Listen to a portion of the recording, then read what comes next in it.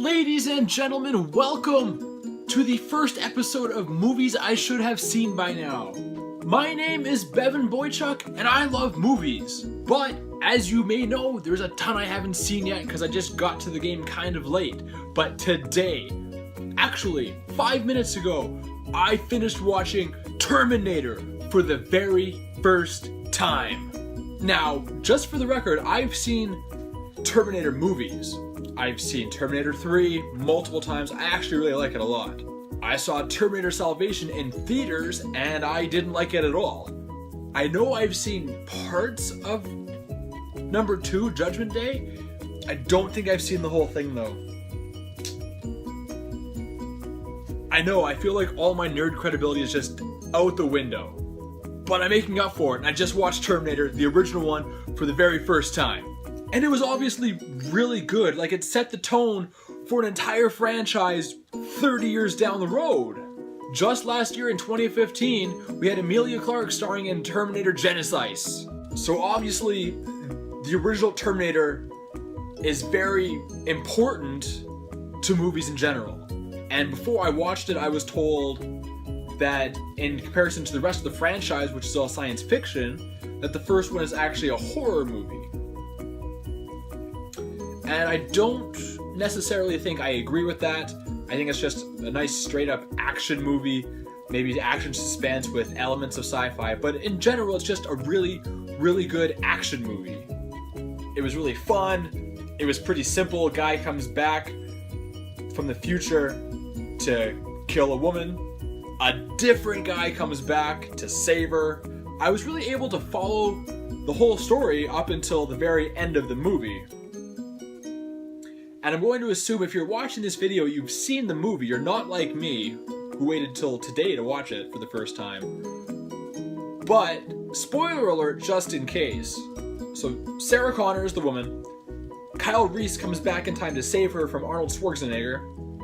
And they end up having sex. And it turns out he's the father of the baby, John Connor. But John Connor in the future sent Kyle Reese back to save his mother.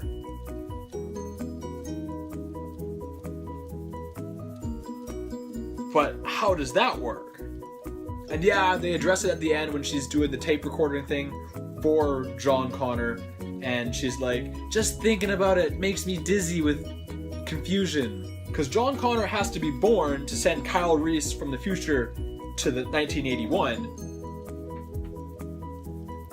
But in order for John Connor to be born, Kyle Reese has to come from the future to impregnate Sarah. So in order to be born, John Connor has to be born to send Kyle Reese back to impregnate his mother so he can be born. They were doing so well with the time travel, and they had to just fuck it up with this little fucking detail of parenthood. That is my biggest qualm with this movie, and that's my biggest qualm with most time travel movies. There's always one or two details that just confuse the whole thing, but they mostly made it work. I'll have to watch Terminator 2 to see if they elaborate on it at all and make more sense of it. But it's kind of cool that way because there's so much like lore in the future that I want to know about. So yeah, I want to watch the future movies, but I know Terminator 2 and 3 mostly take place like in the present time of when the movie was made, like not in the apocalyptic future. Because Arnold has to come back to keep dealing with Sarah Connor over and over again. And then I think Salvation is all in the future with old John Connor, Christian Bale, and it's not a very good movie. I don't even want to know what Genisys is about. All I know is Emilia Clarke is in it, but I heard nothing good about it at all ever. And of course the point of this is also to see if the movie holds up over time. In terms of its action and storytelling and acting, yeah, it holds up really, really well.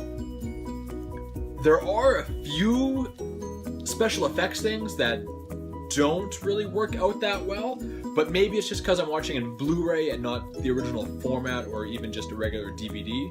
Some of the stuff in the apocalyptic, anything with a robot really doesn't look very good. The worst part of this movie in terms of special effects is when Arnold has his fucking eyes shot out and he's in the bathroom trying to fix it, and you can tell it's just like a latex mask that he's wearing, and it's clearly not his face at all, and it just really takes you out of that scene. But my overall opinion and impression of this movie is that it's really, really good. It holds up over time if you ignore a couple of the little dated special effects. But in terms of storytelling and just filmmaking and acting and action and all these other things that make a good movie, it really holds up. It's still a good movie, and it is for sure better than Terminator 3, Terminator Salvation, and I'm gonna go out on a limb and say it's better than Genesis as well.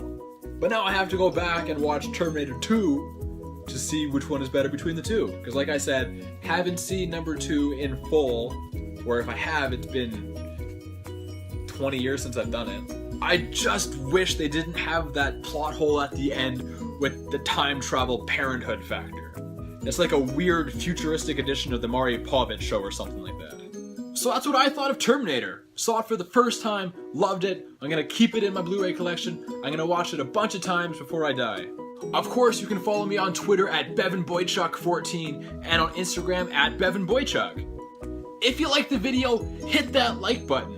If you want to see more, subscribe, because I'm going to be watching a new movie every single week. Season 1 is projected to be 16 episodes, so you're 1/16 of the way there, I guess. And comment below your favorite time travel movie. Is it Terminator? Is it X-Men Days of Future Past? Is it Back to the Future? Comment below and tell me.